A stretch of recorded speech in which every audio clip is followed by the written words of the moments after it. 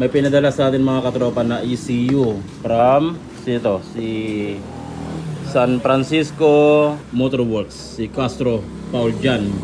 So pinadala sa atin mga katropa, ito ganito na yung itsura niya, binaklas nila at tinignan nila kung ano yung problema, pero pinadala na sa atin para sure na ipagawa or magagawa yung ECU nila. So ito yung mga ginawa natin.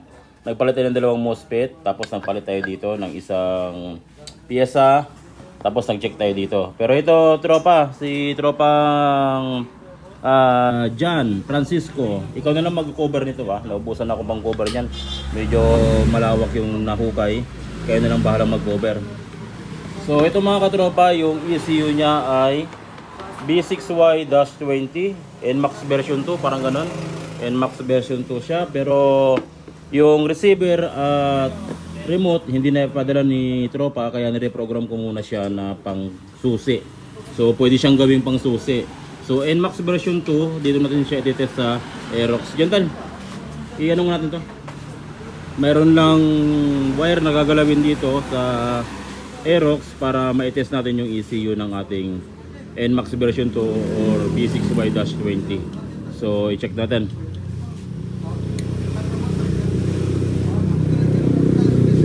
Tapos pag umandar na dito, ibabalik natin yung dating program niya para bumalik sa keyless at sa files ng ating B6Y-20. Sige, pandarin natin. Iyon na.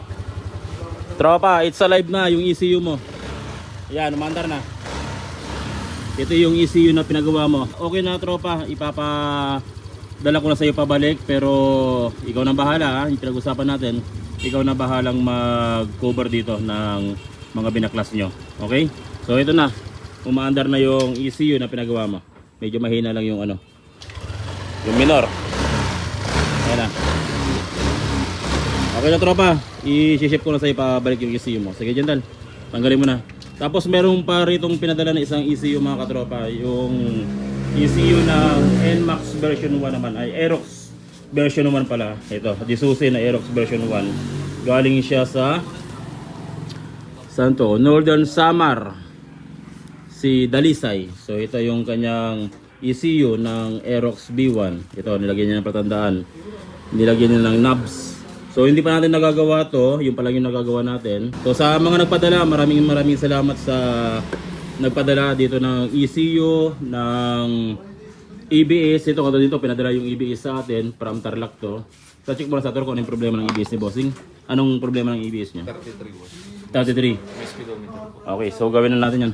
So yung EBS na yon pinadala sa atin para ano siya, Tarlac, you know, Concepcion Tarlac, si Teria Jericho. Siya yung may-ari ng EBS. Kung gusto niyo magpagawa ng ECU mga katropa, pwede kayo magsadya dito sa shop namin sa Jad Allen Motorcycle Electrical Shop, Lingayen, Pangasinan, o kaya pwede niyo ring ipadala sa amin kung sakaling malayo kayo. Pwede niyo ipadala yung inyong ECU at ang inyong EBS para ma-repair namin. Iiwan ko na lang yung contact number sa taas ng ating video description para pwede niyo kontakin anytime regarding sa problema ng inyong mga motor.